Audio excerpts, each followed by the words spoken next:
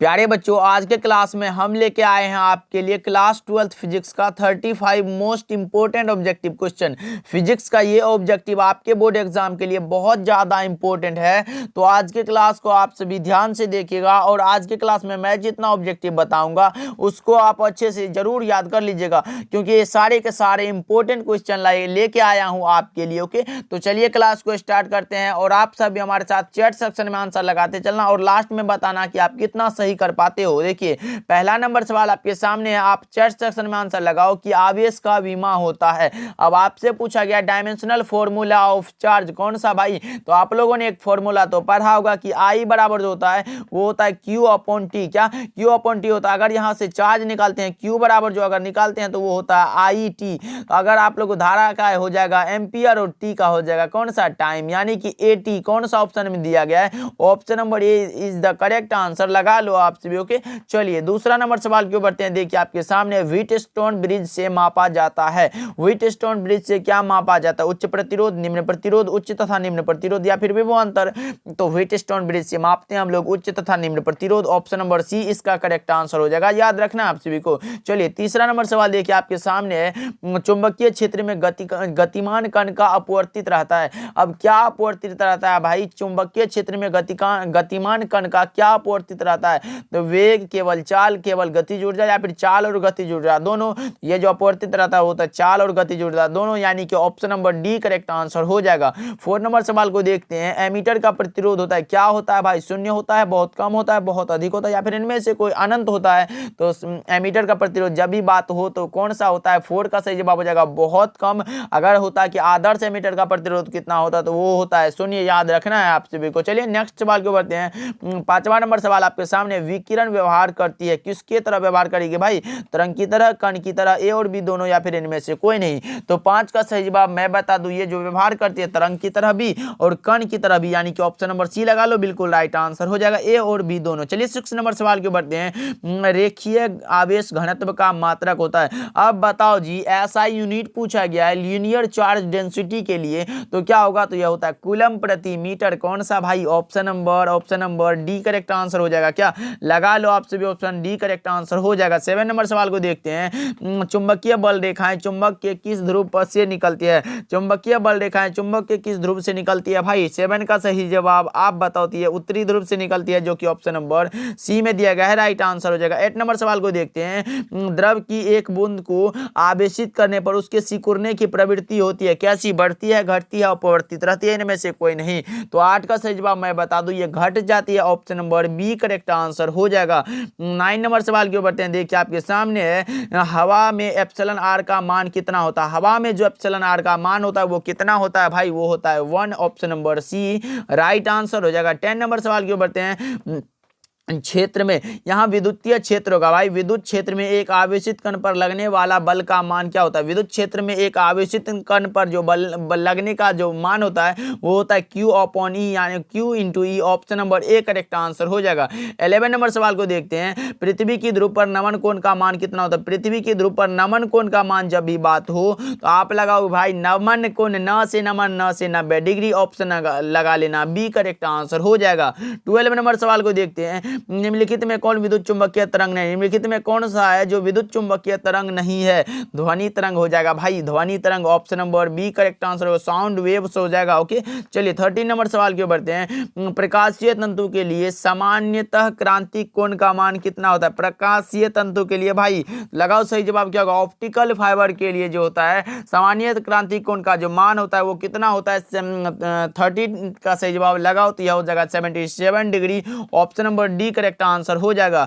14 number सवाल है, digital संकेत में संभव है। डिजिटल संकेत में भाई क्या संभव होता है, लगाओ सही जवाब क्या होगा, यह जो संभव होता है वो होता है 0 और 1, क्या 0 और 1, यानी कि option number A correct answer हो जाएगा। ये बीच का मान कभी संभव नहीं होता, 0 और 1 होता है। चलिए 15 नंबर सवाल देखिए, क्षीणता को मापने के लिए निम्नलिखित में कौन सा मात्रक सही है। क्षीणता को मापने के लिए डेसिबल का उपयोग करते हैं, ऑप्शन ए करेक्ट आंसर हो जाएगा।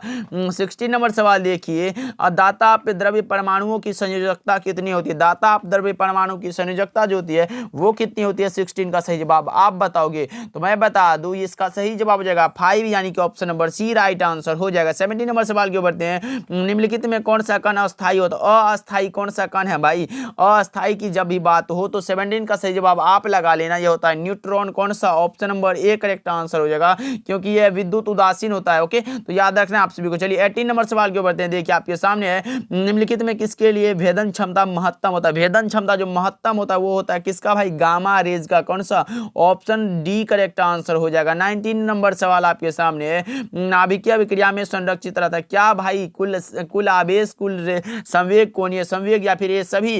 19 का सही जवाब लगाओ तो ये जो है कुल आवेश भी संरक्षित रहता है, रेखीय संवेग भी, कोणीय संवेग भी, यानी कि ऑप्शन नंबर डी इसका करेक्ट आंसर हो जाएगा। 20 नंबर सवाल देखिए आपके सामने, पानी का प्राविद्युत स्थिरांक होता है, पानी का भाई प्राविद्युत स्थिरांक जो होता है वो होता है 80 यानी कि option number A right answer हो जाएगा। 21 नंबर सवाल देखिए, संधारित्र के लिए समांतर संयोजन में जो राशि प्रत्येक संधारित्र के लिए समान रहती है वो कौन सा है भाई, आवेश है, ऊर्जा है, विभवांतर है तो धारिता है, यह हो जाएगा विभवांतर, option number C right answer हो जाएगा। 22 नंबर सवाल देखिए, यदि शीशे की एक पट्टी को वायु की संधारित्र की प्लेटों के बीच खिसकाया जाए तो इसकी धारिता क्या होगी, बढ़ेगी, घटेगी, स्थिर रहेगी या फिर शून्य होगी। तो 22 का सही जवाब आप क्या लगा रहे हो, देख रहे हैं, फटाफट से लगाओ तो ये हो जाएगा बढ़ेगी, option number A right answer हो जाएगा। 23 नंबर सवाल की ओर बढ़ते हैं। देखिए कार्बन प्रतिरोध के हरे रंग का मान कितना होता है, हरे रंग का पूछा गया भाई, लगाओ सही जवाब क्या होगा, हरे रंग के लिए जो मान होता है वो होता है 5 यानी कि option number C right answer हो जाएगा। और मैंने इसका ट्रिक भी बता दिया, याद होगा आप सभी को, बी बी रोए जी बी, इससे निकाल सकते हो। 24 नंबर सवाल है, वोल्ट मीटर मापता है, वोल्ट मीटर में क्या मापते हैं भाई, विभवांतर को, वोल्ट मीटर में विभवांतर को मापते हैं, धारा को एम्पियर में मापते हैं, प्रतिरोध को ओम में मापते हैं, इसको भी याद रखना है आप सभी को। चलिए नेक्स्ट सवाल को बढ़ते हैं। 25 नंबर सवाल देखिए आपके सामने है, साबुन के एक बुलबुले को जब आवेशित किया जाता है, क्या, साबुन के बुलबुले को जब आवेशित किया जाता है तो इसकी त्रिज्या क्या होती है, बढ़ती है, घटती है, अपरिवर्तित रहती है या फिर शून्य हो जाती है। तो 25 का सही जवाब मैं बता दूं, यह जो होता है क्या होता है, बढ़ती है, यानी कि option number A correct answer हो जाएगा। 26 नंबर सवाल के बढ़ते हैं। विद्युत धारा का मात्रक क्या होता है, विद्युत धारा का मात्रक अभी तो मैंने बता चुका भाई, एक होता है CS इनवर्स और दूसरा होता है एम्पियर, ऑप्शन नंबर ए इसका करेक्ट आंसर हो जाएगा, याद रखना है आप सभी को। चलिए नेक्स्ट सवाल के बढ़ते हैं। 27 नंबर सवाल है, विद्युत परिपथ में विभवांतर मापा जाता है, विभवांतर किस में मापते हैं तो भाई वोल्ट में, ऑप्शन नंबर क्या हो जाएगा, तो सी बी करेक्ट आंसर हो जाएगा। एम्पियर में हम लोग क्या मापते हैं तो धारा को मापते हैं, याद रखना आप सभी को। ओम में क्या मापते हैं तो प्रतिरोध को मापते हैं, वाट में क्या मापते हैं तो शक्ति को मापते हैं, इसको भी याद रखना आप सभी को। 28 नंबर सवाल के ऊपर बढ़ते हैं। देखिए शंट के प्रयोग में धारा मापी की सुग्राहिता क्या होती है, शंट के प्रयोग में धारा मापी की सुग्राहिता जो होती है वो घट जाती है, यानी कि option number A correct answer होगा, डिक्रीज हो जाती है। 29 नंबर सवाल है, गैल्वेनोमीटर को वोल्ट मीटर बनाने में जरूरत होती है, किसकी जरूरत होती है भाई, तो यह होती है किसकी, तो उच्च प्रतिरोध की, हाई वोल्ट रेजिस्टेंस की, option number A correct answer हो जाएगा। 30 नंबर सवाल देखिए, अनुचुंबकीय पदार्थ की चुंबकीय प्रवृत्ति कैसी होती है, स्थिर होती है, शून्य होती है, अनंत होती है या फिर चुंबकीय क्षेत्र पर निर्भर नहीं करती है। तो 30 का सही जवाब मैं बता दूं, यह स्थिर होता है, यानी कि ऑप्शन नंबर ए इसका करेक्ट आंसर हो जाएगा। ओके, चलिए 31 नंबर सवाल के बढ़ते हैं। निम्नलिखित में से किसकी चुंबकीयशीलता अधिक होती है, चुंबकशीलता जो सबसे अधिक होती है वो किसकी होती है, तो आप लगाओ सही जवाब, लौह चुंबकीय ferromagnetic, option number C right answer हो जाएगा। चलिए 32 नंबर सवाल देखिए आपके सामने है, प्रति चुंबकीय पदार्थों की चुंबकशीलता क्या होती है, प्रति चुंबकीय पदार्थों की चुंबकशीलता जब भी पूछी जाए तो आप क्या लगाओगे, बहुत कम होती है, यानी कि option number B correct answer हो जाएगा, लगा लो आप सभी। ओके, चलिए 33 नंबर सवाल है, निम्नलिखित में कौन सा नियम जो है ऊर्जा संरक्षण के सिद्धांत पर आधारित है, ऊर्जा के संरक्षण का सिद्धांत पर आधारित तो भाई एक ही तो है जिसका नाम है लेंज का नियम, option number A right answer हो जाएगा। ओके, चलिए 34 नंबर सवाल देखिए आपके सामने है, युक्ति जो वोल्टता को बढ़ा देता उसे क्या कहते हैं, युक्ति जो वोल्टता को बढ़ा दे उसको हम लोग क्या बोलते हैं भाई, 34 का सही जवाब लगाओ, उसको बोलते हैं अपचाई ट्रांसफॉर्मर, क्या, अपचाई transfer, option number B correct answer हो जाएगा भाई, लगा लो आप सभी। 35 नंबर नंबर सवाल है, विद्युत चुंबकीय तरंग होता है, क्या होता है? अनुदैर्ध्य होता है, अनुप्रस्थ होता है, प्रगामी तरंग होता है, या फिर इनमें से कोई नहीं। तो आपको पता होगा कि विद्युत चुंबकीय तरंगों की जो प्रकृति होती है वो होती है अनुप्रस्थ। ऑप्शन नंबर बी इसका करेक्ट आंसर हो जाएगा। तो आज हम लोगों ने 35 ऑब्जेक्टिव को कवर किया जो आपके बोर्ड एग्जाम में लगातार पूछे जाते थे, मैंने करा दिया। इन सारे ऑब्जेक्टिव को आप अच्छे से याद कर लेना, ये आपका दायित्व है और आपको ये दायित्व निभाना ही होगा, क्योंकि आपका एग्जाम भाई आपके सर के आगे है। तो भाई अच्छे से याद कर लेना। मिलते हैं अगले इंपॉर्टेंट क्लास के साथ।